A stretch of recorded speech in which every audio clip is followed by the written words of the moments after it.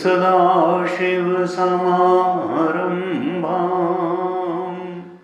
शङ्कराचार्यमध्यमाम् अस्मदाचार्यपर्यन्तां वन्दे गुरुपरम्पराम्। अज्ञानतिमिरान्धस्य ज्ञानाञ्जनशलाकया चक्षुरुन्मीलितं येन तस्मै श्री गुरवे नमः। तस्मै श्री गुरवे नमः। शांति मंत्र का पाठ करेंगे, हाथ दोहराइएगा। ओम शं नो मित्रः शं वरुणः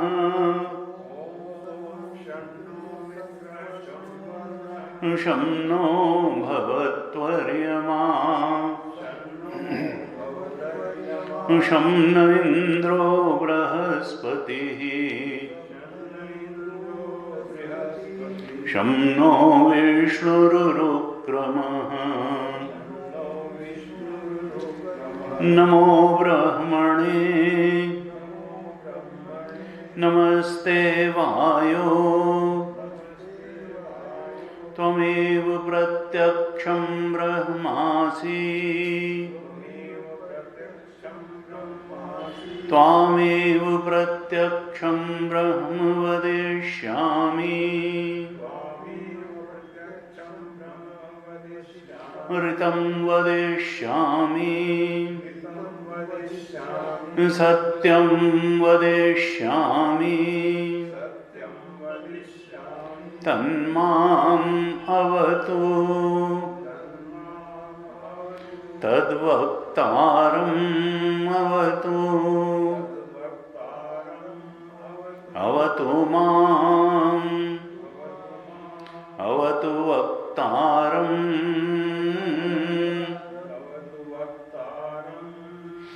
ओम शांति शांति शांति। शांति शांति शांति। अष्टम अनुवाक का पाठ करेंगे, 8वें अनुवाक का पाठ करते हैं, आप दोहराइएगा। भीषास्माद्वातः पवते, ब्रह्मानंद वल्ली के 8वें अनुवाक का पाठ कर रहे हैं। भीषास्माद्वातः पवते, भीषोदेति सूर्यः, भीषास्माद् अग्निश्च इन्द्रश्च,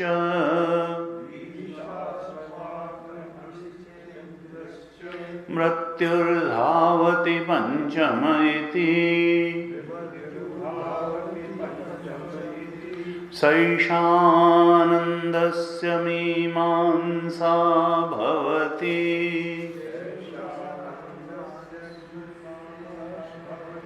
युवा स्यात् साधु युवाध्यायकः,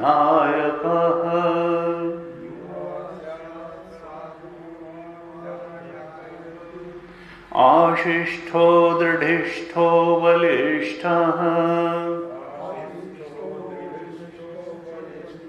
तस्यैवं पृथिवी सर्वा वित्तस्य पूर्णा स्यात्,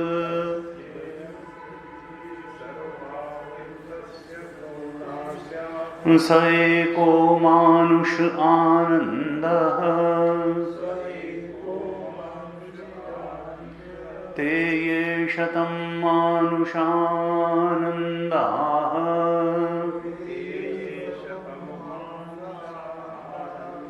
स एको मनुष्य गन्धर्वाणामानन्दः,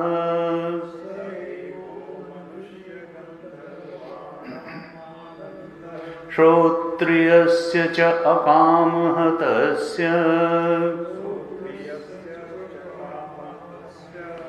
ते ये शतं मनुष्य गन्धर्वाणामानन्दाः,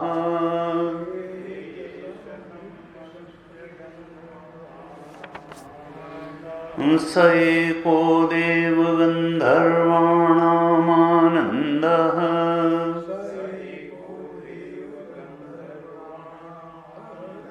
श्रोत्रियस्य च अकामः तस्य, ते ये शतं देवगन्धर्वाणामानन्दाः,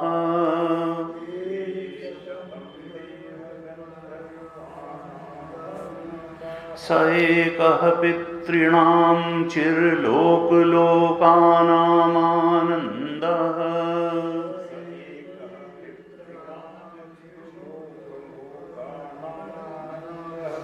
श्रोत्रियस्य च अकामः तस्य, ते ये शतं पितॄणां चिर्लोकलोकानामानन्दाः,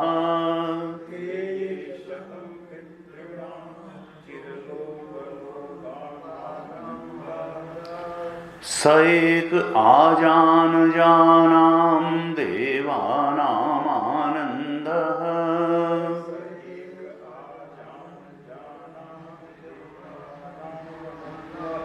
श्रोत्रियस्य च अकामः तस्य, ते ये शतं आजानजानां देवानामानन्दाः,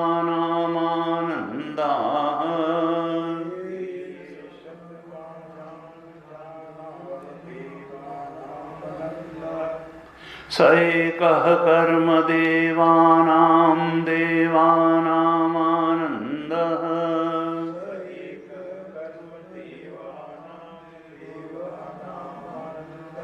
ये कर्मणा देवान् अपीयन्ति, श्रोत्रियस्य च अकामः तस्य,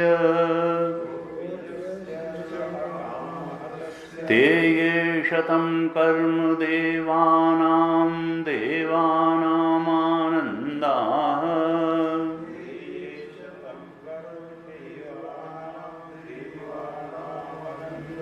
स स एको देवानामानन्दः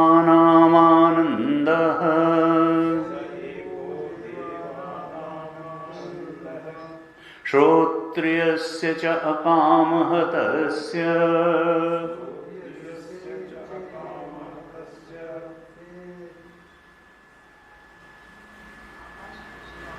ते ये शतं कर्णदेवानां देवानामानन्दाः।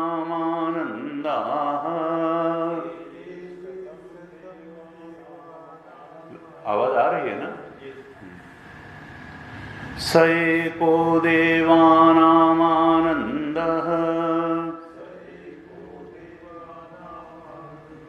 श्रोत्रियस्य च अकामः तस्य ते ये शतं देवानामानन्दाः।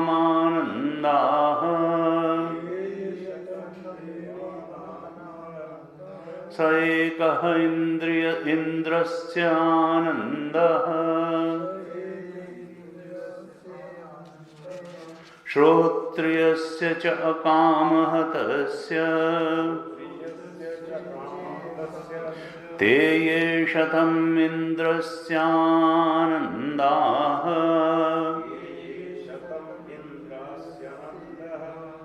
स एको बृहस्पतेरानन्दः श्रोत्रियस्य च अकामः तस्य ते ये शतं बृहस्पतेरानन्दाः।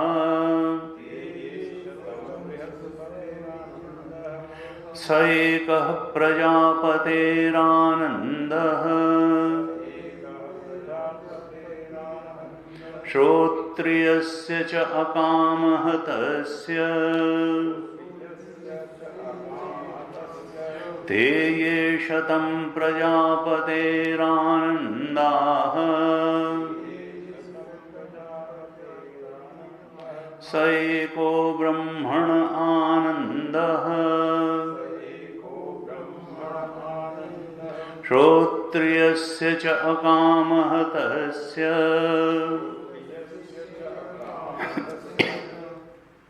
इस 8वें अनुवाक में 5 मंत्र हैं। 4 मंत्रों का पाठ हमने किया, अब 5वें मंत्र का भी पाठ करेंगे।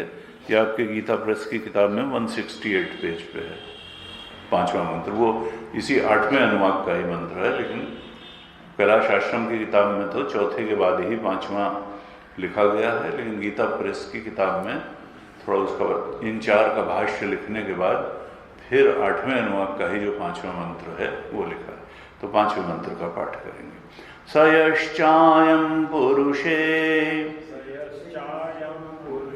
यश्च असौ आदित्ये स एकः स एवं वित् अस्मात् लोकात् प्रेत्य एतमन्नमयम् आत्मानम् उपसंक्रामति।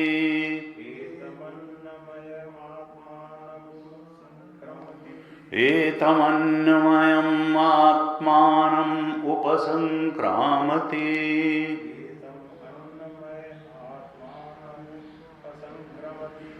एवं प्राणमयम् आत्मानम् उपसंक्रामति।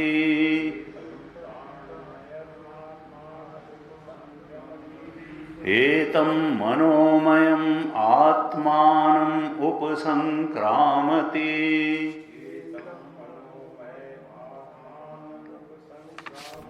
एतं विज्ञानमयम् आत्मानम् उपसंक्रामति।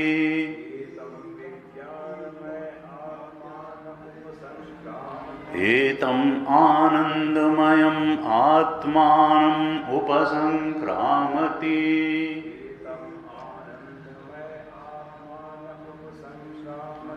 तदप्येष श्लोको भवति। तदप्येष श्लोको भवति।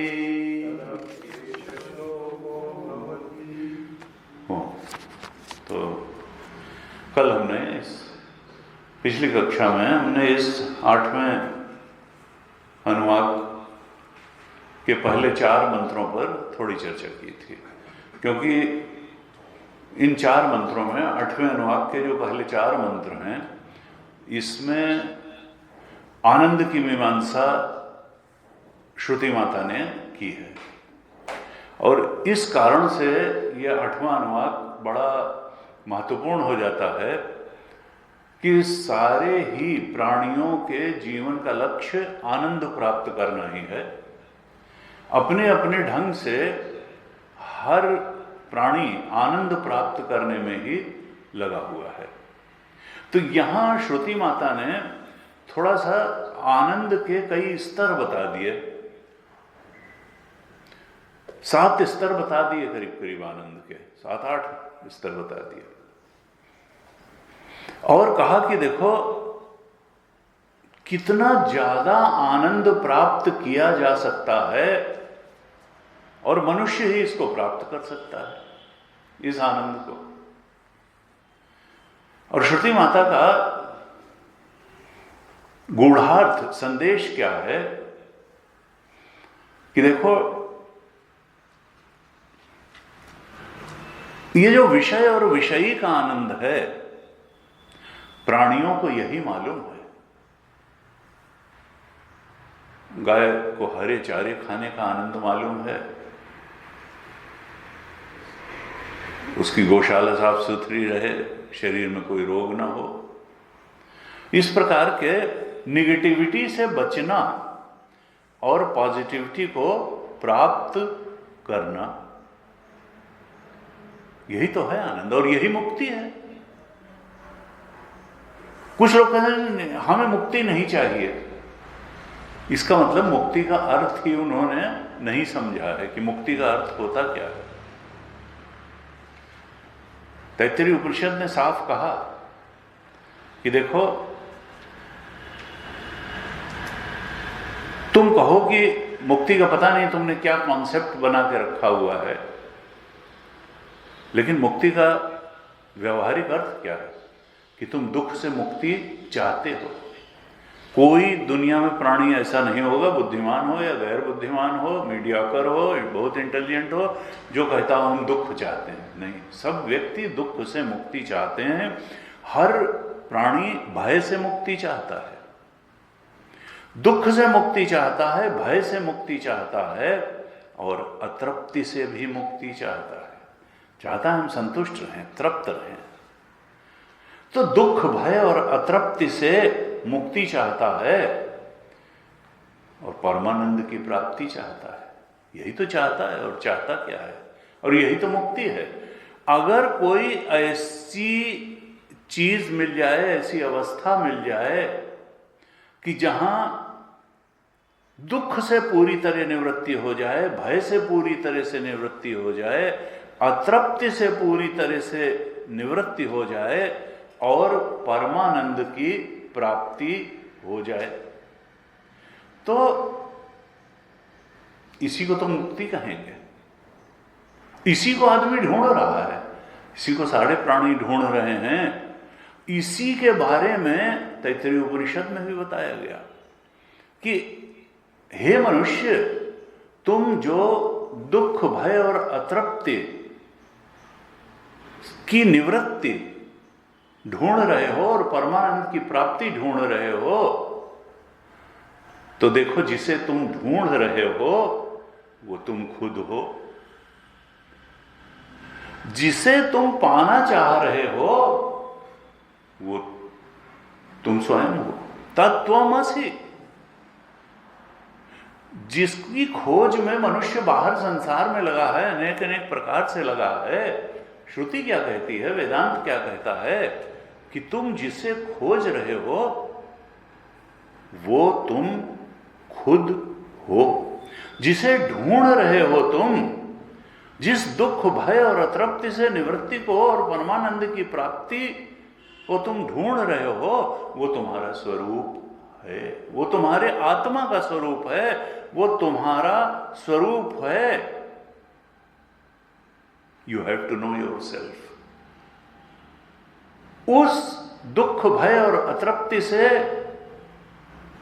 निवृत्ति की स्थिति को पाने के लिए, उस परमानंद की स्थिति को पाने के लिए तुम्हें अपने आप को जानना होगा, अपनी आत्मा के सच्चे स्वरूप को जानना होगा, इस आत्मा के ब्रह्मत्व को जानना होगा।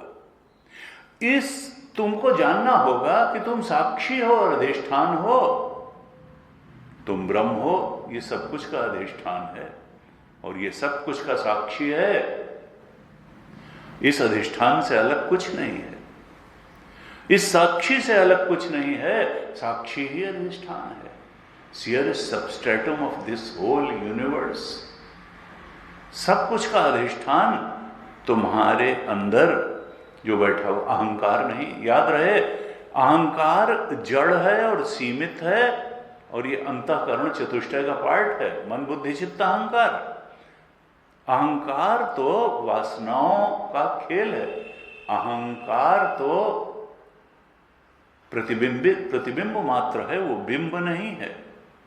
अहंकार जो है वो जड़ है। इस बात को जानते रहें कि अहंकार जड़ है और अहंकार दृश्य है, क्योंकि वो बुद्धि का पार्ट है, वो अंतःकरण का, मन चित्त बुद्धि अहंकार। लेकिन ये अहंकार हमारी समस्या का कारण है, लेकिन साक्षी जो आत्मा है, जो निर्लिप्त दृष्टा है वृत्तियों का, वो हमारा स्वरूप है। Indifferent and distant observer of our own thoughts and feelings, वो इनडिफरेंट ऑब्जर्वर, वो साक्षी, जिसके साक्षित्व में सब कुछ घटित हो रहा है, वो चेतन है, वो जड़ नहीं है, वो बुद्धि का पार्ट नहीं है, वो आत्मा है, वो अधिष्ठान है। और हमारा 3 शरीरों का ही नहीं, वो सब कुछ का अधिष्ठान है, क्योंकि वही ब्रह्म है। नहीं साहब, हमको तो चेतना अंदर महसूस होती है, वो सब कुछ का अधिष्ठान कैसे? चलो यहां तक मान लेते हैं कि हमारा अधिष्ठान है चेतन, लेकिन अब ये तो आपने कुछ ज्यादा ही कह दिया कि वो सब कुछ का अधिष्ठान है वो चेतन जो अपने अंदर महसूस कर रहे हैं। उनका बस यही तो अविद्या है, यही तो गलती है, यही तो उस चेतन के सच्चे स्वरूप को न समझना है कि हम उसको शरीर के अंदर और शरीर में कैद मान लेते हैं। लिमिटेड, त्रिविध परिच्छेद शून्य है वो, न देश उसको परिच्छिन्न कर सकता है, न काल, न वस्तुएं। तो जिसको तीनों देश काल वस्तु परिच्छिन्न नहीं कर सकती, वो तो अनलिमिटेड होगा, वो तो सत्यम ज्ञानम अनंतम ब्रह्म होगा। वो कोई केवल हमारे विचारों और 3 शरीरों का ही साक्षी और अधिष्ठान नहीं होगा। तो कई बार हमने चर्चा की कि वही आकाश के ही टुकड़े नहीं किए जा सकते हैं, तो जो आकाश से भी सूक्ष्म चेतन है, जिससे आकाश, तस्मात् एतस्मात् आत्मनः आकाश संभूता, पहले मंत्र में ही कहा। तो जो आकाश का भी कारण है, जो उससे भी सूक्ष्म है, उससे भी अंतरंग है, आकाश से भी चेतन, उसके टुकड़े कैसे किए जा सकते हैं? इसलिए हम ये तो कह सकते हैं कि भाई शरीरों में भिन्नता है, विचारों में भिन्नता है, फीलिंग्स में भिन्नता है, इंद्रियों की सामर्थ्य में भिन्नता है, लेकिन चेतन में कहां से भिन्नता आ जाएगी? वास्तविकता ये नहीं है कि हर घड़े के अंदर अलग अलग आकाश है। वास्तविकता यह है कि आकाश में ही सारे घड़े हैं, आकाश में सारे घड़े हैं। ये घटाकाश और मठाकाश का जो अंतर है, ये तो उपाधि पर दृष्टि रखने के कारण और उपाधि को महत्वपूर्ण समझ लेने के कारण हम एक ही महाकाश में कहीं घटाकाश की अनेकता देख लेते हैं, कहीं मठाकाश की। असल में तो जब हम घटाकाश और मठाकाश देख रहे हैं, तब भी वो महाकाश ही है।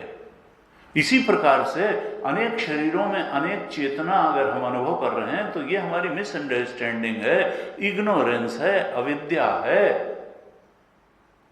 चेतन में सब कुछ है, चेतन सर्वाधिष्ठान है, और कुछ बदल के नहीं, बिल्कुल वैसे ही जैसे हम अपने अंदर जो मैं करके अनुभव में आ रहा है, जो साक्षी है, वही ब्रह्म है, वही सर्वाधिष्ठान है। तो ये श्रुति कम्युनिकेट कर रही है कि देखो, मुक्ति क्या है? मुक्ति उस आत्म तत्व के ब्रह्मत्व को अपने अंदर अनुभव कर लेना, दृढ़ता से अनुभव कर लेना, दृढ़ निश्चय कर लेना, यही मुक्ति है। और इसी से, इस निश्चय से, इस निर्णय से अभी और यहीं सारे दुखों से मुक्ति हो सकती है, सारे भय से मुक्ति हो सकती है, सारे अतृप्ति से मुक्ति हो सकती है और परमानंद की प्राप्ति भी हो सकती है। भगवान शंकराचार्य ने भाष्य में लिखा कि देखो,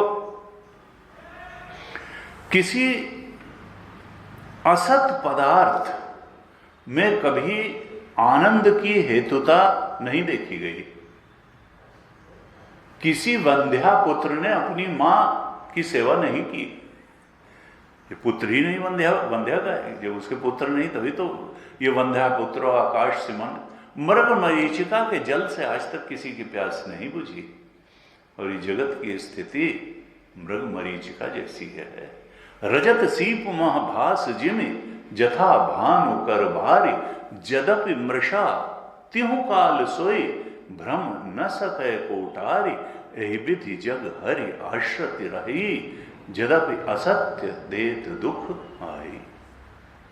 कहा ये जगत और भगवान का, ब्रह्म का संबंध क्या है? जैसे किरणों और जल का, जल कहीं नहीं है, उसमें दिखाई देता है और लगता है प्यास बुझ जाएगी। सीप में चांदी कहीं नहीं है, दिखती है और दिखेगी, ज्ञानी को भी दिखेगी, अज्ञानी को भी दिखेगी, क्योंकि नेत्रों की बनावट ही ऐसी है। लेकिन ज्ञानी जो है उस संसार के आकर्षणों के पीछे भाग भाग के मरता नहीं है, और ज्ञानी इस संसार के भयों से दुखी हो के मरता नहीं है। टेम्पटेशन एंड फियर, अगर हम अपीयरेंस, प्रतीति मात्र से ही टेम्प्ट हो जाएंगे और फियरफुल हो जाएंगे, तो फिर ना हमारे फियर का कोई अंत है, ना हमारे टेम्पटेशन का कोई अंत है। और सोचोगे कि उससे निवृत्ति हो जाएगी, ये नहीं वो पाके निवृत्ति हो जाएगी, वो नहीं वो पाके भय चला जाएगा या आनंद मिल जाएगा, तो मिलने वाला है नहीं, उसका नेचर नहीं है। असत पदार्थ में कभी आनंद हेतुता नहीं होती है। जो वास्तव में प्रतीति मात्र है, which is just an appearance, जो मरीचिका में जल की तरह है। हालांकि लोग बड़ा गुस्सा हो जाते हैं इस बात से कि वही संसार को असत क्यों कहा जा रहा है, तीनों शरीरों को असत क्यों कहा जा रहा है। लेकिन अब कहा तो जाएगा ही। गीता में भगवान ने उपदेश प्रारंभ करते ही दूसरे अध्याय के 16वें श्लोक में ही, 11वें श्लोक से तो दूसरे अध्याय में उन्होंने उपदेश प्रारंभ किया, और 16वें श्लोक में ही कह दिया, न असतो विद्यते भाव। जो असत है वास्तव में उसका कोई एग्जिस्टेंस ही नहीं, इट हार्डली एग्जिस्ट। असत का कोई, ये तो कहने के लिए व्यावहारिक सत्य वगैरह बता देते हैं। न असतो विद्यते भाव, न अभावो विद्यते सतः। और सत का कभी अभाव नहीं होता। ये शरीर अगर सत्य होता तो इसका कभी अभाव ना होता। ये सृष्टि अगर सत्य होती तो कभी प्रलय ना होता इसका। जिसका भी अभाव हो जाता है वो सत्य नहीं है, जिसका कभी अभाव नहीं होता सत्य वही। और वो हमारे अंदर जो चेतन है, आत्मा है, हमारा जो साक्षी है, जो ब्रह्म तत्व है, उसी का अभाव नहीं होता। वही अधिष्ठान है, वही सर्वाधिष्ठान है। जब तक हम उस सत्य ब्रह्म तत्व के बोध में दृढ़ता से प्रतिष्ठित नहीं हो जाएंगे, तब तक हमको दुख से निवृत्ति नहीं होगी, भय से निवृत्ति नहीं होगी, अतृप्ति से निवृत्ति नहीं होगी, और परमानंद की प्राप्ति भी नहीं होगी। हम संसार में चाहे जितना जोर लगा लें, चाहे जितनी साइंटिफिक डिस्कवरीज कर लें, हम शुक्र ग्रह पे चले जाएं, मंगल पे चले जाएं, चाहे ना दिल में खोज दिल ही दिल खोजो, यहाँ ही रहीमा रामा। उसको जानने का साधन कर्म और उपासना ही नहीं है। मंदिर जाने से वो नहीं मिलेगा, सत्कर्म करने से भी नहीं मिलेगा। बिना ज्ञान के ऋते ज्ञानात् न मुक्ति। ब्रह्म को जानने का वेदांत कहता है, कई लोग कहते हैं। कल ही एक सज्जन ने कहा, वो साहब हमारे यहाँ कहा, देखिए वो कुरान में, बाइबल में और सब में, हिंदू धर्म में बात तो एक ही कही गई। हमने कहा गुरुजी हमारे कहते थे इस तरीके की बातें सुनने में बड़ी म्यूजिकल लगती हैं, सारे रास्ते वहीं ले जाते हैं। नहीं, सब ग्रंथों में एक ही बात तो कही गई है, वो एक बात नहीं कही गई है। क्रिश्चियनिटी और इस्लाम, और भारत में भी बहुत सारे हिंदू धर्म के भी पंथ हैं जो कि द्वैतवादी हैं, तो वो एक तत्व की बात न कहते हैं, न स्वीकार करते हैं, न मानते हैं। लेकिन किसी के मानने न मानने से सत्य नहीं बदल जाता है। कोई कहे हम गुरुत्वाकर्षण नहीं मान रहे हैं, तो भी जब कूदेगा तो टांग तो टूटेगी। तो ये कहा कि देखो, सब धर्म और सारे पंथ वही बात नहीं बताते हैं। उपनिषद और गीता का स्तर सत्य के बोध कराने में बहुत अलग है, और ये स्तर किसी का नहीं है और का। ये जो लोग मान के बैठ जाते हैं नहीं, वो हम तो भक्त हैं और वो भगवान हैं, और नहीं खीर खाना अच्छा है, खीर हो जाना अच्छा नहीं, ना। भगवान शंकराचार्य ने भाष्य में 7वें अध्याय के भाष्य में ही हमने चर्चा करी थी। 7वें अध्याय के भाष्य के एकदम अंत में 159 पेज पे अंत में लिखा था कि जो भेददर्शी विद्वान है उसके लिए ब्रह्म भय रूप होता है, उसके भय की निवृत्ति नहीं होगी कभी। जो ये समझता है कि ईश्वर अलग है और हम अलग हैं, मुझसे भिन्न ईश्वर है और मैं संसारी जीव हूं, इस प्रकार से ईश्वर से और अपने में थोड़ा भी जो अपने को जीव चेतन मानता है उसको ब्रह्म चेतन, ईश्वर चेतन मानता है, थोड़ा सा भी अंतर करने वाले और उससे एकत्व के बोध में स्थित न हो पाने वाले जो भेद ज्ञानी विद्वान है। ये कटाक्ष कहाँ पर था? ये कटाक्ष था बहुत बड़े बड़े लोगों पे। कपिल पर कटाक्ष था, कणाद पे था, गौतम पे था, पतंजलि पर था, रामानुज पे था, वल्लभ पे था, चैतन्य महाप्रभु पर था। अब सीधे सीधे तो इनको अविद्वान नहीं कह सकते, तो कहा वो क्या है? भेददर्शी विद्वान कह दिया उनको, भेददर्शी विद्वान। कई बार शंकराचार्य जी से किसी ने पूछा कि साहब कितने बड़े बड़े लोग हो गए और कितने बड़े बड़े थिंकर्स हो गए और आप उनकी बात को झट से काट देते हैं कि इनकी बात गलत है। अरे कपिल, कणाद, गौतम, पतंजलि, रामानुज और वल्लभ वगैरह तो बाद में हुए, चैतन्य महाप्रभु बाद में हुए। उन्होंने कहा देखो भाई, विचार की ईमानदारी जहां है, जो बोध की बात है, सत्य की बात है, तो फिर वहां व्यक्तित्व के प्रभाव में नहीं आता। उनके संतत्व को मैं प्रणाम करता हूं, उनके डेडिकेशन को प्रणाम करता हूं, लेकिन फिर विचार की ईमानदारी अपनी जगह है। जब श्रुति का अर्थ एकत्व का बोध कराना है, ब्रह्म तत्व का बोध कराना है, तो अगर कोई व्यक्ति अभी द्वैत में ही पड़ा है, द्वैत में ही फंसा है, तो मैं उसकी बात को व्यक्तित्व के प्रभाव में आकर के तो सही नहीं कह सकता। सत्य का प्रचार और प्रसार तो मुझे लोगों के बीच में करना ही है। श्रुति का और गीता का जो ठीक अर्थ है वो हमको बताना ही है लोगों को। हम केवल व्यक्तित्व के प्रभाव में आकर के, या कोई बड़ा पूजनीय है या किसी की पॉपुलैरिटी बहुत है, इसलिए हम उससे अभिभूत होकर के सत्य न कहें, ये संभव नहीं है। क्योंकि श्रुति सबसे बड़ा प्रमाण है। वो कपिल से ऊपर का प्रमाण है, कणाद से ऊपर का है, गौतम से ऊपर का है, पतंजलि से ऊपर का प्रमाण है, रामानुज से ऊपर का है, वल्लभ से ऊपर का है, चैतन्य महाप्रभु से ऊपर का है, वो प्रभुपाद से ऊपर का है, वो किसी से भी ऊपर का है। श्रुति परम प्रमाण है और हमको उसका ठीक ठीक अर्थ जानना ही होगा। और उसका ठीक अर्थ क्या है? श्रुति अद्वैत तत्व का प्रतिपादन करती है। कोई शंकराचार्य का मत नहीं है अद्वैत तत्व का प्रतिपादन, ये श्रुति मत है।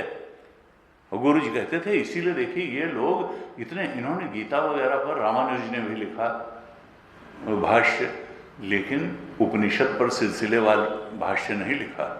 नहीं तो जब कठोपनिषद का मंत्र आता कि नेह नानास्ति किंचन मृत्यो समृत्युम गच्छति या ये नाना एव पश्यति, तो उस पर क्या भाष्य लिखते? और गलत ये लिख नहीं सकते थे, इसलिए इन लोगों ने लिखा ही नहीं। उपनिषद को कोट जरूर किया अपने मत को पुष्ट करने के लिए बीच बीच में, लेकिन सिलसिलेवार जैसे शंकराचार्य जी ने भाष्य लिखा, इन लोगों ने भाष्य नहीं लिखा उपनिषद पे। इसीलिए क्योंकि झूठ ये बोल नहीं सकते थे और जानते थे कि पकड़ जाएंगे वहां पे, फिर उसको इधर उधर करके तो नहीं लिख सकते थे।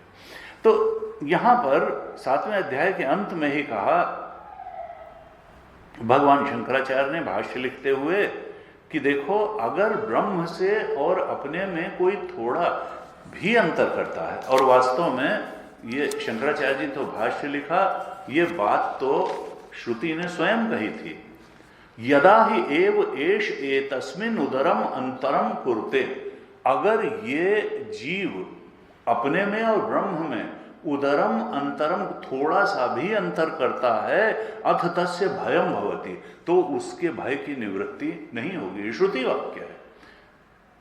तत्व एव भयम विदुषा अमानवानस्य, जो learned but ignorant of self है, उसके भय की निवृत्ति नहीं होगी। ये सब लोग लर्नेड बट इग्नोरेंट कहा श्रुति ने एक प्रकार से, ये जितने कपिल कड़ात का गौतम पतंजलि रामानुज हैं, क्योंकि ये जो भी द्वैत में ही अभी पड़ा, जो अद्वैत तत्व के बोध में प्रतिष्ठित नहीं है, उसके भय की निवृत्ति नहीं होगी। कहा शंकराचार्य जी ने अंत में ही लिखा था कि ये जो ईश्वर संज्ञक ब्रह्म है, यही उनके लिए भय रूप हो जाता है, जो उससे थोड़ा सा भी अंतर देखते, मानते, पहचानते हैं। एक और अभिन्न आत्म तत्व को जो नहीं देखते, जो आत्मा के ब्रह्मत्व को नहीं देखते, वो विद्वान होने पर भी अविद्वान है।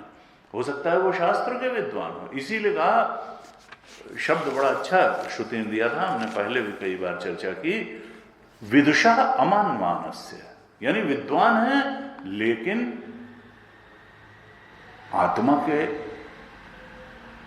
जो सत्य है उसको नहीं जानते, ब्रह्म तत्व के लिए अविद्वान है, और ऐसे बहुत सारी चीजों के विद्वान है। हो सकता है व्याकरण बहुत अच्छे लिखते हो, संस्कृत में धारा प्रवचन दे दें, लेकिन अमानस है, लर्नेड बट इग्नोरेंट, लर्नेड और बहुत सारी चीजों को, और इग्नोरेंट अबाउट सेल्फ। तो कहा देखो श्रुति क्या कहना चाहती है कि तुम अद्वैत तत्व के बोध में प्रतिष्ठित हो, तभी तुम्हारे दुख की, भय की, अतृप्ति की निवृत्ति होगी और परमानंद की प्राप्ति होगी। यह जान लो कि तुम जिसको ढूंढ रहे हो, जिस दुख और भय से मुक्ति, अतृप्ति से मुक्ति को ढूंढ रहे हो, वो तुम्हारा स्वरूप है, वो परमानंद तुम्हारा स्वरूप है। अब यहां 8वें अनुवाक में बहुत सी सीढ़ियां बनाते हुए श्रुति माता ये कम्युनिकेट करने का प्रयास कर रही हैं कि हे साधक, हे मनुष्य, तुम कितने ज्यादा आनंद की प्राप्ति कर सकते हो, लेकिन तुम इतने छोटे आनंद में ही फंसे पड़े हो जिसको आनंद कम और दुख ज्यादा कहा जा सकता है। If you derive pleasure from ephemeral things and thoughts, it is only a pain. विषयेन्द्रिय संयोगात यत्तदग्रे अमृतोपमम परिणामे विषमेव तत्सुखम राजसम स्मृतम। गीता में तो गुणों के अनुसार सुख का चर्चा की गई। गीता जी के 18वें अध्याय में 3 प्रकार के सुख बताए। तमोगुणी, रजो, ऐसा नहीं कि तमोगुणी, ये जो नशे वगैरह का सुख है, जो आपको डल कर देता है इंद्रियों को, ये तमोगुणी सुख है। और जो विषय और इंद्रिय के संयोग से, चलो भाई ये खा लिया, ये छू लिया, ये देख लिया, यहां घूम आए, विषय और इंद्रिय के संयोग से प्राप्त होने वाला सुख, ये रजोगुणी सुख है। कहा ये परिणाम है विषम, ये कभी, और जो परिणाम में अगर दुख देने वाला हो उसको किस तरह से सुख कह सकते हैं? इसका मतलब ये तो अज्ञान है कि हम दूरगामी परिणाम को न देख करके, और वो वही है, ये हाथी पकड़ने का तरीका यही है कि कागज की हथनी खड़ी कर दी जाती है और वो गड्ढे में कर हैं, वो जो बहुत बहुत बहुत कहा, और हिरन जो है वो बंध जाता है, बहेलिया बीन बजाता है और हिरन जो है बंध जाता है। भागवत में कहा कि देखो 5 दृष्टांत इस तरह से वहां दिए, और कहा कि वो लोग तो एक एक में बंधते हैं, और मनुष्य की तो पांचों की तरीके से बनता है। अच्छा रूप दर्शन में, अच्छे स्पर्श में, अच्छे शब्द में, अच्छे स्वाद में, वो तो हर चीज में बंधा ही बंधा है, अच्छी गंध में बंध जाता है और फिर दुख उठाता है। तो विषयासक्ति और देहासक्ति ये मनुष्य के दुख का कारण है, सुख का कारण नहीं है। लेकिन हमको विषय विषयी संबंध से, विषय और विषयी के संयोग से प्राप्त होने वाले सुख के अलावा और सुख करीब करीब नहीं के बराबर मालूम है, थोड़ा थोड़ा मालूम भी है। किसको मालूम है? सात्विक लोगों को। गीता उसको ऊंचा सुख कहती है। गीता कहती है कि वो सात्विक सुख है। कौन सा सुख? जो दुख परिणामी नहीं है। ध्यान का सुख है, भजन का सुख है, सत्संग का सुख है, पूजा का सुख है, ये सात्विक सुख है। ये दुख परिणामी नहीं है, लेकिन ये अचानक बैठे बैठे इस सात्विक सुख को प्राप्त करने की योग्यता व्यक्ति में नहीं आती। कहा अभ्यासात रमते यत्र दुखांतम च निगच्छति। इस सुख को प्राप्त करने के लिए अभ्यास करने की आवश्यकता होती है।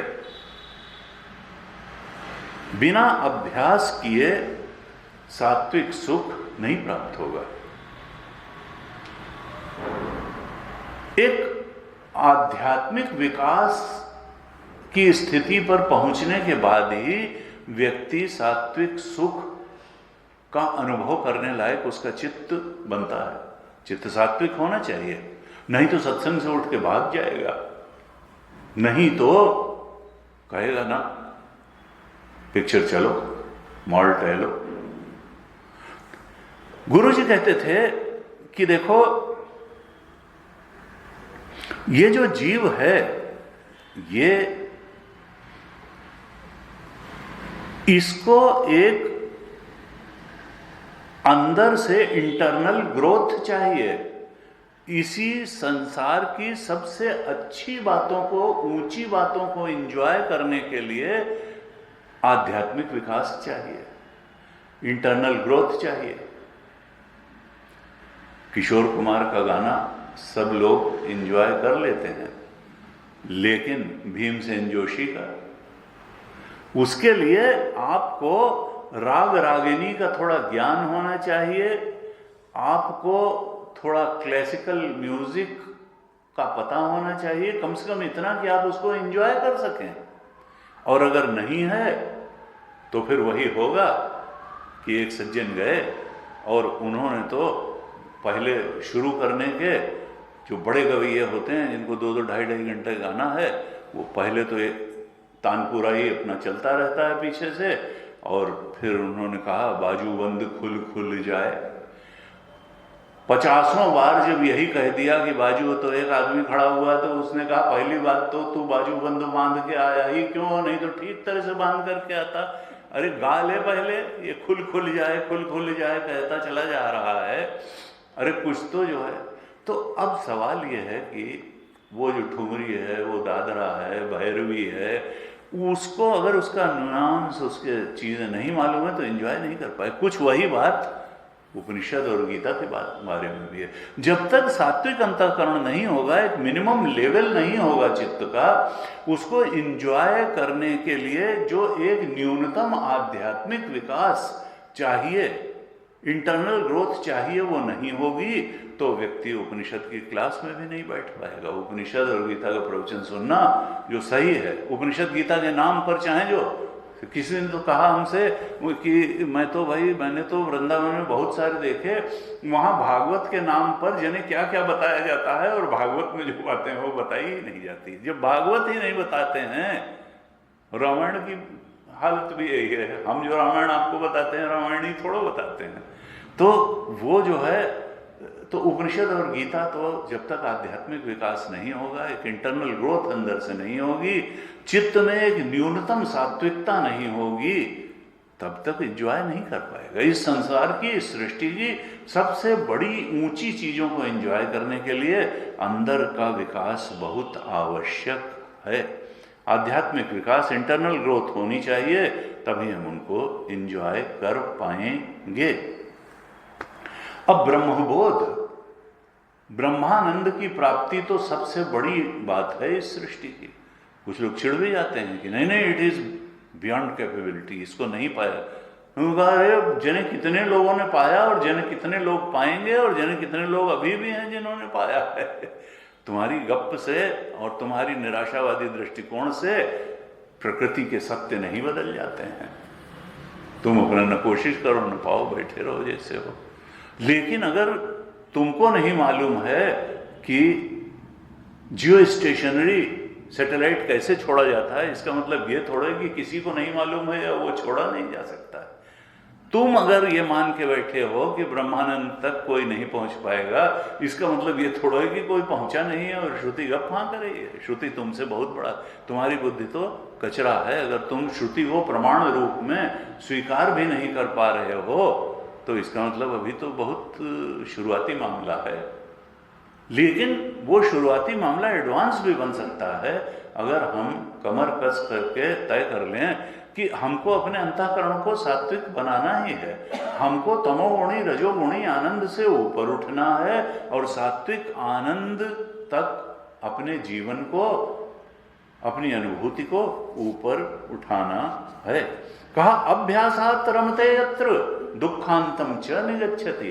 18वें अध्याय के 36वें श्लोक में भगवान ने कहा दुख का अंत हो जाएगा अगर ये प्राप्त हो गया। सात्विक आनंद की पराकाष्ठा है ब्रह्मानंद। और हमने पिछली कक्षा में चर्चा की थी कि कैटेगरीज बनाई श्रुति माता ने उस ब्रह्मानंद की महत्ता का बोध कराने के लिए। और उसके लिए क्या कहा? पहले कहा मानुषानंद, मानुषानंद कहा। और मानुषानंद के बाद फिर दो मनुष्य गंधर्व और देव गंधर्व, दो का आनंद बताया। फिर दो प्रकार का पितरों का आनंद बताया, चिरलोक लोकानाम में रहने वाले पितर और आजान जानाम पितर बताए। फिर दो प्रकार के देव भी बताए, उनका आनंद कर्म देव और देव। अब इनमें ये सब जीव हैं, ये कोई ईश्वर नहीं है इनमें। ये ध्यान रखें कि ये जीव हैं। और ये जो मनुष्य देह है बड़ा कमजोर है, जीवन भी बहुत अल्प है, इंद्रियां भी बड़ी जल्दी शिथिल हो जाती हैं और इस संसार में भोग पदार्थ भी सीमित हैं। ये पृथ्वी लोक सबको सबके कर्मों के हिसाब से भोग देने में समर्थ नहीं है। ये शरीर भी, मनुष्य शरीर, सबको सबके कर्मों के हिसाब से पूरा भोग देने में समर्थ नहीं है। कुछ सीमा तक तो ये पाप कर्मों का भोग विपरीत परिस्थिति और कष्ट और यातना और दुख इसको मिलता है, और पुण्य कर्म का फल सुखद परिस्थिति, उत्साह, आनंद मिलता है इससे। लेकिन कोई बहुत पुण्य कर्म अगर है तो ये संसार में कोई बहुत पुण्यशील अगर है तो उसको भोग देने की सामर्थ्य इस संसार में भी नहीं है और इस शरीर में भी नहीं है। इसीलिए अन्य लोक हैं। ये कोई कल्पना की बात नहीं है। देवलोक और पितृलोक, अगर कोई बहुत पुण्य कर्मा है, बहुत उसने स्मार्त कर्म किए, अच्छे अच्छे कर्म किए, तो पितृलोक में जाएगा, चिरलोक लोकानाम, और बहुत समय तक वहां रहेगा। खाली 100 साल नहीं जैसे यहां मनुष्य दे, उसमें भी बुढ़ापा हो गया। उससे भी ऊपर किया है तो आजानज देव बन पाएगा। उससे भी ऊपर किया है तो कर्मदेव बन जाएगा। उससे भी अच्छे कर्म किए हैं तो देव बन जाएगा। 33 देवता जो हविर्भुजा जिनको कहते हैं, जिनको यज्ञ में आहुति को ग्रहण करने का अधिकार है। 33 देवता, 12 आदित्य हैं और 8 वसु हैं, 11 रुद्र हैं, 2 अश्विनी कुमार कहे जाते हैं। इस प्रकार से जो 33 देव हैं उनका आनंद बताया। और कहा देवों से भी जो 100 गुना आनंद है वो इंद्र का आनंद है। इंद्र से भी 100 गुना जो देवताओं के गुरु हैं बृहस्पति, उनका आनंद है। बृहस्पति के आनंद से भी 100 गुना जो एक ब्रह्मांड का स्वामी प्रजापति या ब्रह्मा है उसका आनंद है, और उससे भी 100 गुना हिरण्यगर्भ या ईश्वर का आनंद है। और हर एक में कहा, और मनुष्य के आनंद का तो हमने पिछली कक्षा में चर्चा की थी, क्योंकि मनुष्य एक मानुष आनंद कौन है, उसके लिए भी ये नहीं कहा कि वो जो है जो किसी मल्टीमिलियनर घर में पैदा हो गया, जो राजीव गांधी के घर में पैदा हो गया उसका, या प्रियंका गांधी के घर में पैदा हो गया और मनमोहन सिंह ने भी उसको से उसका आनंद है ना। कहा कि युवा स्यात् साधु, साधु हो युवा हो, वेद शास्त्र का अध्ययन किया हुआ हो, युवा हो, आशिष्ठा दृढ़िष्ठा बलिष्ठा हो, अत्यंत आशावान दृढ़ और बलवान हो, और सारी पृथ्वी का एकमात्र राजा हो, निष्कंटक राज्य कर रहा हो, ऐसा अगर कोई मनुष्य है तो उसका आनंद एक मानुष आनंद कहा। और इससे 100 गुना आनंद किसका था? मनुष्य गंधर्व का था। इससे 100 गुना आनंद देव गंधर्व का बताया। देव गंधर्व से भी 100 गुना आनंद चिरलोक लोकानाम में रहने वाले पितर का बताया। उस पितृ से भी 100 गुना आनंद आजानज देव का बताया। उस आजानज देव से भी 100 गुना आनंद कर्म देव का बताया, और कर्म देव से भी 100 गुना आनंद देव का बताया, जैसे वरुण अग्नि आदि हैं। और उससे भी 100 गुना आनंद इंद्र का बताया, और इंद्र से 100 गुना आनंद बृहस्पति का बताया। बृहस्पति से 100 गुना आनंद ब्रह्मा जी का बताया, और ब्रह्मा जी से भी 100 गुना आनंद हिरण्यगर्भ या ईश्वर का बताया। वहां पे जाकर के आनंद मीमांसा पूरी हुई। लेकिन हर एक के साथ कहा श्रोत्रियस्य च अकाम हतस्य। श्रुति माता साधक के लिए इशारा कहां कर रही हैं? हर आनंद, मानुष आनंद के बाद नहीं कहा, क्योंकि जो मानुष आनंद और इतने बड़ा, उसके बाद नहीं कहा कि ये श्रोत्रियस्य च अकाम हतस्य को ये मिलता है ना। मनुष्य गंधर्व से ही ये फ्रेज आना शुरू हुआ, श्रोत्रियस्य च अकाम हतस्य, यानी जो श्रोत्रिय है और कामनाएं जिसको आहत करने में समर्थ नहीं है, वो ये आनंद प्राप्त करता है। श्रोत्री का मतलब क्या है? जो श्रुति को ठीक तरह से, जिसने अपने गुरुमुख से सुन लिया है, श्रवण कर लिया, मनन कर लिया, निधिध्यासन कर लिया, श्रुति का ज्ञान जिसके हृदय में स्पष्ट है, वो है श्रोत्री। और अकाम हतस्य का मतलब क्या है? कि वो ज्ञान क्या होगा कि हम तो ब्रह्म स्वरूप हैं, हम आत्म स्वरूप हैं, और ये संसार अपीयरेंस है। जब अपीयरेंस है तो अपीयरेंस की कामना कभी ज्ञानी को थोड़ो आहत करेगी। ये ज्ञानी का लक्षण है, श्रोत्रियस्य च अकामहतस्य। पूरी गीता में ज्ञानी का लक्षण अकामहतस्य ही किया गया। स्थित प्रज्ञ के लक्षण जैसे ही प्रारंभ किए गीता जी में भगवान ने दूसरे अध्याय में, तो दूसरे अध्याय में स्थित प्रज्ञ के लक्षण अर्जुन के प्रश्न के उत्तर में जब भगवान ने बताए, तो जो पहला श्लोक बोला 55 श्लोक 2:55, उसी में ज्ञानी का जो पहला लक्षण बताया कि प्रजहाति यदा कामान सर्वान पार्थ मनोगतान आत्मन्येवात्मना तुष्टः स्थित प्रज्ञस्तदोच्यते। ज्ञानी का पहला लक्षण किया 2:55 में कि प्रजहाति यदा कामान सर्वान पार्थ मनोगतान, मन में भी उठने वाली सारी कामनाओं को जब त्याग देता है, यानी कामनाएं आहत नहीं कर सकती हैं, वही अकामहतस्य। अकामहत, ये पूरी अभी तैत्तिरीय उपनिषद में ब्रह्मानंद वल्ली में भी और आगे भृगुवल्ली में भी 3 शब्द बार बार आएंगे। वो 3 शब्द क्या हैं?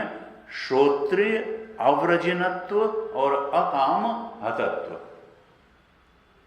ये क्या है? ये ब्रह्मानंद को प्राप्त करने के 3 उपाय, इस यानी सबसे चरम परम आनंद को प्राप्त करने के उपाय और दुख भय और अतृप्ति से निवृत्ति करने की जो साधना बताई, उपाय बताए, हेतु बताए 3, इस तैत्तिरीय उपनिषद की ब्रह्मानंद वल्ली और भृगुवल्ली में वो 3 शब्द हैं। इनको बहुत स्पष्ट रूप से समझ लेना चाहिए और इनको जीवन में उतारना चाहिए। वो 3 शब्द क्या हैं? पहला शब्द है श्रोत्री। उपनिषद पर के वाक्यों में पूरी श्रद्धा रखते हुए, और श्रद्धा का मतलब कोई भावुकता नहीं है, श्रद्धा का मतलब है प्रमाण बुद्धि। अगर हमारी बुद्धि उससे अलग कोई बात कर रही है तो वो गलत बात है, ये हमेशा समझ के रखना चाहिए। उपनिषद के वाक्यों में प्रमाण बुद्धि रखें। गुरु जब वेदांत वाक्यों का उपदेश करे, उनका अर्थ बताए खोल खोल के, तो पूरी श्रद्धा, पूरी प्रमाण बुद्धि के साथ उसको सुने और हृदय में धारण करें, उसके अनुसार अपनी जीवन दृष्टि बनाएं। नहीं तो दुनिया में अलग अलग आदमी हजार हजार तरीके की जीवन दृष्टि बना करके टहल रहे हैं और कहते हैं यही ठीक है, और उसकी वजह से खूब दुख और परेशानियां उठाते हैं। तो गुरुमुख से श्रवण किए हुए उपनिषद के अनुसार जीवन दृष्टि बनाएं, तब तो हम होंगे श्रोत्री।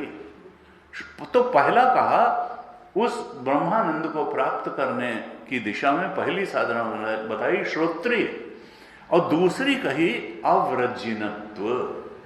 अव्रजिनत्व, व्रजिन का मतलब होता है पाप, व्रजिन का मतलब है पाप। ये शब्द गीता में भी आता है। व्रजिन गीता जी के 4थे अध्याय के 36वें श्लोक में भगवान ने कहा कि देखो कितना भी बड़ा पापी हो, अगर उपनिषद का श्रवण करेगा, वेदांत का श्रवण करेगा, गीता के शुद्ध अर्थ का श्रवण करेगा, उस पर मनन करेगा, उस पर मेडिटेट करेगा, तो पाप के समुद्र से तर जाएगा। 4:36 में कहा, अपि चेदसि पापेभ्यः सर्वेभ्यः पापकृत्तमा। चाहे सबसे बड़ा पापी हो, पापी, पापतर और पापतम, पापीतम हो, सर्वेभ्यः पापकृत्तमा सर्वम ज्ञान प्लवेनैव। ये उपनिषद और गीता के ज्ञान की नौका में, प्लवेनैव का मतलब है नौका में, ज्ञान की नौका में बैठकर व्रजिनम संतरिष्यसि, पाप के समुद्र को पार कर जाता है बड़े अच्छे से। तो व्रजिनम का मतलब क्या है? पाप। अव्रजिनत्व का मतलब क्या हो गया? निष्पाप।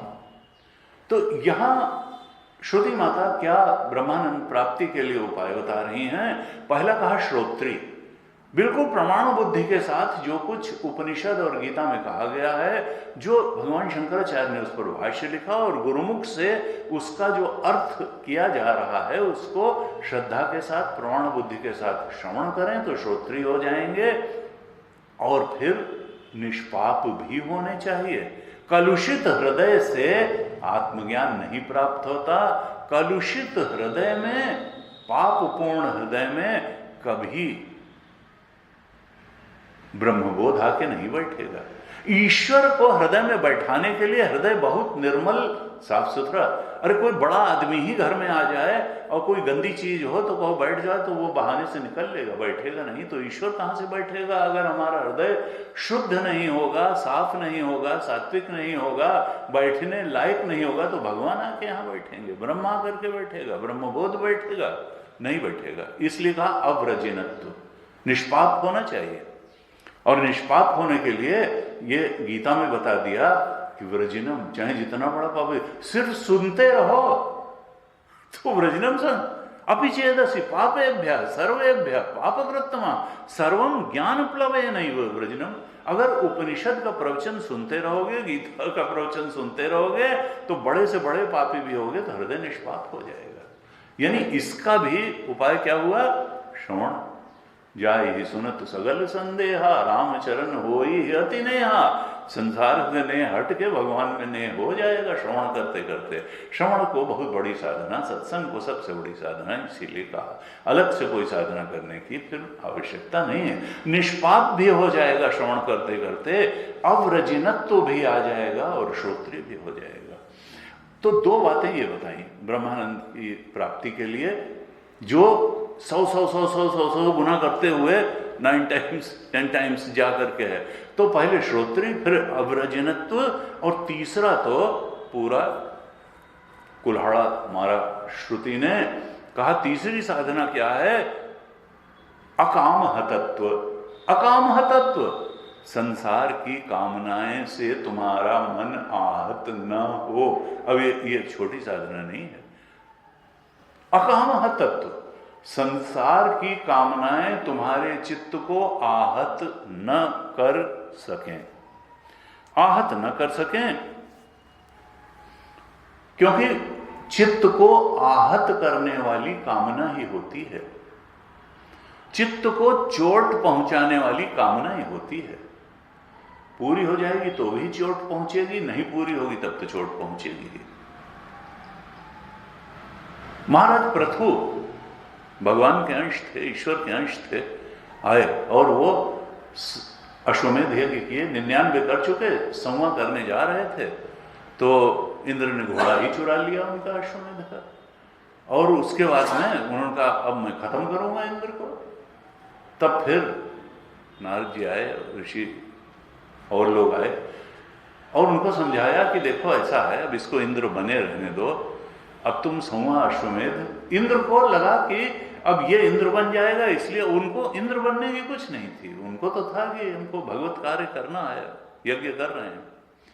तो जब ऋषियों ने समझाया और कहा देखो इंद्र डरा हुआ है बेचारा, घोड़ा नहीं देगा, भाग के छुपा हुआ है, घोड़े को भी छुपाए हुए है, तो पृथु महाराज ने कहा कि अरे अच्छा, इंद्र होने के बाद भी इतना भयभीत होता है व्यक्ति कि कहीं कोई दूसरा इंद्र न बन जाए, और इतना सब चालाकी और खेल करके इंद्र न हो गया, ससुर जो है वो चीफ मिनिस्टर और प्राइम मिनिस्टर हो गया, कि भाई किसी भी तरीके से इलेक्शन में सही गलत ये वो ये साठ वो गांठ करके। तो उन्होंने कहा ना, अगर ये इंद्र बनने के बाद भी व्यक्ति इतना भयभीत रहेगा, इतना इनसिक्योर रहेगा, तो हमें 100वां यज्ञ करना ही नहीं है, हमको ऐसा इंद्र नहीं बनना है। तो ये कहा कि इंद्र को भी आहत करने वाली क्या है? कामना, कि हम इंद्र बने रहे, कोई 100वां यज्ञ न करने पाए, हमारा पद न जाने पाए। तो कामना ये नहीं है। देखिए कितने 100 गुणे आनंद के बाद इंद्र का आनंद बताया था, उससे ऊपर बृहस्पति का आनंद बताया गया था, प्रजापति का, और फिर ईश्वर का। तो इंद्र को भी आहत करने वाली कौन है? कामना। तमाम सारे तपस्वियों का तप डिगाने वाली कौन है? कामना।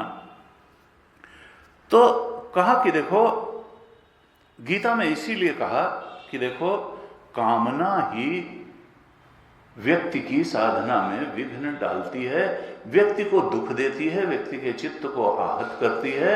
इसलिए गीता में भी कहा कि प्रजहाति यदा कामान सर्वान पार्थ मनोगतान। आत्मन ने कि ज्ञानी कौन है? जिसने जो कामनाओं को त्यागने में समर्थ हुआ है। और यहाँ उपनिषद में उसके लिए अर्थ दिया, शब्द दिया अकाम हतत्व, जिसका चित्त कामनाओं से, अब सांसारिक कामना से आहत नहीं होता है।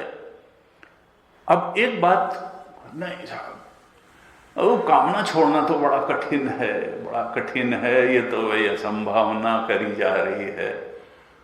तो गुरु जी कहते थे कि देखो गीता जी में क्या कहा, प्रजाति यदा कामान सर्वान पार्थ मनोगतान। तुम्हारे मन में जो भी धारणा आई है वो किसी जन्म में या इस जन्म में तुमने बनाई है, माता पिता के बताने से बनाई है, पड़ोसी के बताने से, दोस्त के बताने से, या पूर्व जन्म में ऐसे ये धारणा ही है। ये अज्ञान धारणाओं की एक समेकित पुंज को ही तो अज्ञान कहते हैं। वासना है क्या? कि जिन्हें कितने जन्मों से एक गलत धारणा मान्यता बैठी है कि संसार में सुख मिल जाएगा, भोग पदार्थों के पाने से सुख मिल जाएगा। तो यही तो वासना है, यही तो। और ये कहाँ है? ये मन में है। गलत बात भी, अज्ञान भी मन में होता है और ज्ञान भी मन में होता है। आत्मा तो ज्ञान स्वरूप है, आत्मा को ज्ञान की जरूरत नहीं है। आत्मा कभी कामना से आहत भी नहीं होती है। ये मन ही है जो कामना से आहत होता है। मन ही में अज्ञान है और मन में ही ज्ञान होगा, मन से ही कामना जाएंगी। तो गुरु जी कहते थे देखो, गीता कभी झूठ नहीं बोलती है। गीता ने क्या कहा कि प्रजहात यदा कामान सर्वान पार्थ मनोगतान, मन में उठने वाली सारी कामनाओं का त्याग, या मन जिनसे आहत होता है ऐसी सारी कामनाओं का त्याग। और ये त्याग किया जा सकता है क्योंकि ये कामनाएं आत्मगतान नहीं है, ये मनोगतान है। अगर कहीं आत्मगतान होती कामनाएं, आत्मा में ये होती कामनाएं, तो त्याग नहीं, सच्चिदानंद स्वरूप का त्याग नहीं किया जा सकता। ये मनोगतान है, इसलिए इनको त्यागा जा सकता है। मन आपका ही बनाया हुआ है, अच्छा बुरा जैसा है, तमोगुणी रजोगुणी सतोगुणी, और आप ही इसको बदल भी सकते हैं। आप कामनाओं के स्वरूप को बदल सकते हैं। आप संसारासक्ति की जगह भगवान की भक्ति से संसार की आसक्ति को रिप्लेस कर सकते हैं। अपने मन को आपने ही बनाया है, अपने मन को आप बाकायदा बदल सकते हैं।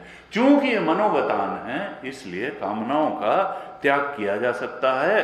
अपने मन को ऐसा चित्त को बनाया जा सकता है कि जो कामनाओं से आहत न हो। तुलसीदास जी ने लिखा, बिनु संतोष न काम नसाही, और काम अछत सुख सपने होना ही। बिनु संतोष न, जब तक आदमी आत्म स्वरूप में, अपने सच्चिदानंद स्वरूप में संतोष तृप्ति नहीं प्राप्त करेगा, तो कामनाओं के पीछे भागने से आज तक किसी को तुष्टि संतुष्टि पुष्टि नहीं मिली। बिनु और कामनाएं नष्ट भी नहीं हुई। जब हम भगवान की, ब्रह्म की भक्ति में, अपने स्वरूप के बोध में, स्वरूप रमण करने में होंगे, तो भोग रमण अपने आप छूट जाएगा। बिनु संतोष न काम, और ये भी सुनते सुनते ही होगा, सत्संग से ही होगा। सत्संगत्वे निसंगत्वम, निसंगत्वे निर्मोहत्वम, निर्मोहत्वे निश्चल तत्वम, निश्चल तत्वे जीवन मुक्ति। यही तो जीवन मुक्ति है। जीवन मुक्ति का विलक्षण आनंद आएगा। तो कहा बिनु संतोष न काम न साही, और काम अछत सुख सपने होना ही। जब तक काम पूरी तरह से नष्ट नहीं होगा, कामनाएं नहीं जाएंगी, सपने में भी सुख नहीं मिलेगा। सारे शास्त्र का, सारे संतों का भी यही है और शास्त्रों का भी यही है। कुछ लोग कहते नहीं साहब, देखिए एम्बिशन नहीं होगी तो आगे बढ़ना रुक जाएगा। आगे बढ़ना है क्या? दुख दुख जीवन में बढ़ता चला जाएगा, आगे बढ़ना। यहां तैत्तिरीय उपनिषद क्या कहता है, वेदांत क्या कहता है कि देखो, बाह्य साधन संपत्ति, आदमी के पास दो ही संपत्तियां हैं, या बाह्य साधन संपत्ति है या आंतरिक साधन संपत्ति है। या तो उसके पास मटेरियल एफ्लुएंस है और या उसके पास स्पिरिचुअल एफ्लुएंस है, आध्यात्मिक साधन संपत्ति। और ये दोनों ही आनंद को बढ़ाती हैं। बिना हमारे पास ठीक से कपड़ा ना हो, ठीक से मकान ना हो, ठीक से कुछ, तो भी दिक्कत हो। लेकिन ऐसा देखा जाता है कि जब इन दोनों संपत्तियों की तुलना की जाती है, तो बाह्य साधन संपत्ति वाले उतने सुखी नहीं दिखाई देते हैं जितने आंतरिक साधन संपत्ति वाले सुखी दिखाई देते हैं। हमारे यहाँ एक से एक महान ऋषि हो गए जिनके पास कोई बाह्य साधन संपत्ति थी ही नहीं। रमण महर्षि लंगोटी लगा करके पड़े थे तो दुखी थोड़ा थे, लेकिन आध्यात्मिक साधन संपत्ति पराकाष्ठा की थी। तपोवन जी महाराज एक अल्फी पहन करके घूमते थे, लेकिन आध्यात्मिक साधन संपत्ति पराकाष्ठा की थी। इसलिए कहा जाता है इस परेशानी में मत पड़ोगे, बाह्य साधन संपत्ति नहीं होगी तो जीवन में आनंद नहीं। असली आनंद तो आंतरिक साधन संपत्ति से ही मिलता है। एक संत ने तो यहां तक कहा कि भाष्यकार ने भाष्य में लिखा, भाष्यकार ने भाष्य में लिखा कि इफ आध्यात्मिक संपत्ति is there you don't require बाह्य साधन संपत्ति। अगर आपके पास आध्यात्मिक साधन संपत्ति है तो आपको बाहर की साधन संपत्ति की जरूरत ही नहीं है। और even if it is there, it is a luxury. अगर आपके पास आध्यात्मिक साधन संपत्ति है तो यू डोंट रिक्वायर बाह्य साधन संपत्ति, and even if it is there, it is a luxury. कहा महात्मास डू नॉट हैव बाह्य साधन संपत्ति, बट आध्यात्मिक संपत्ति is there, therefore they are cheerful. आध्यात्मिक साधन संपत्ति के भरोसे ही बहुत से महात्मा हो गए जो खूब चीयरफुल थे। और जबकि हम बार बार देखते हैं कि जिनके पास बहुत सारी बाह्य साधन संपत्ति होती है लेकिन आध्यात्मिक साधन संपत्ति बहुत कम होती है या नहीं के बराबर होती है, ऐसे तमाम समृद्ध घरों में खूब कलह देखने को मिलता है, खूब दुख देखने को मिलता है, खूब अशांति देखने को मिलती है, खूब तनाव देखने को मिलता है और खूब अवसाद देखने को मिलता है। ये कलह, दुख, अशांति, तनाव, अवसाद ये बाह्य संपत्ति समृद्धि से नहीं जाएगा, ये आध्यात्मिक साधन संपत्ति से जाएगा, जिसके बारे में तैत्तिरीय उपनिषद बता रहा है, एडवोकेट कर रहा है, प्रेरित कर रहा है साधक को कि हे साधक, तुम इन 3 बातों को जीवन में अवश्य लाओ। श्रोत्रिय भी बनो, अव्रजिनत्व भी लाओ और अकामह तत्व भी लाओ। निश्चित रूप से तुम दुख, भय और अतृप्ति से निवृत्ति पालोगे और परमानंद ब्रह्मानंद की प्राप्ति तुमको हो जाएगी। जो सर्वोच्च पाने के तुम अधिकारी हो वो पाओगे और शाश्वत रूप से पाओगे। ये नहीं कि शरीर रहते रहेगा और शरीर के बाद चला जाएगा ना, ये लिमिटलेस है। सत्य, ज्ञान और अनंत तीनों में सीमाएं नहीं बांधी जा सकती हैं। वो अनंत सत्य है, वो ब्रह्मानंद अनंत आनंद है और अनंत ज्ञान भी है। आज यहीं पे करते हैं। ओम पूर्णमदः पूर्णमिदं पूर्णात् पूर्णमुदच्यते पूर्णस्य पूर्णमादाय पूर्णमेवावशिष्यते। ओम शांतिः शांतिः शांतिः। हरिः ओम। श्री गुरुभ्यो नमः। हरिः ओम।